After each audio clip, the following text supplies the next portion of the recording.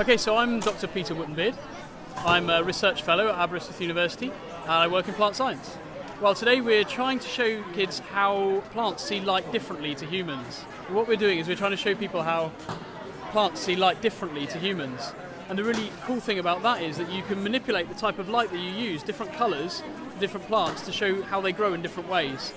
And the great benefit of that potentially for us is that we can give the plants only the light they need, just the light they want to see, just the colours that they can use.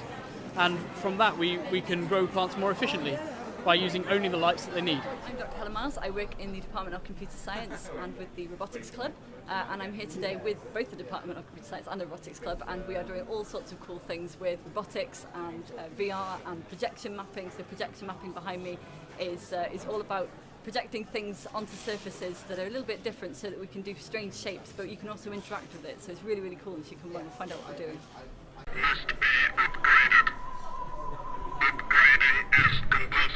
I'm Gareth Rains. I'm studying for my PhD in doing research on endophytic bacteria here at the Institute for Biological and Environmental and Rural Sciences. Today we have the mega bubble, which we're using to sort of create the giant bubbles to fully enclose people.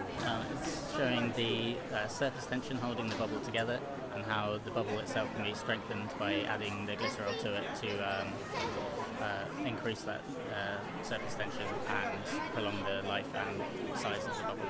Already we've had a lot of people interested. It seems to be quite an attractive thing, and everyone seems to enjoy it, and it's good fun. Okay, I'm Hazel Davey, and I work in the university in the biology department, IBIS. We're showing the children who are coming for Science Week a little bit about antibiotics. Antibiotics were discovered and they were seen as a sort of magic bullet that can treat any infection, but it's important to realise that they can't treat viral infections, and some bacteria are starting to become resistant to antibiotics as well.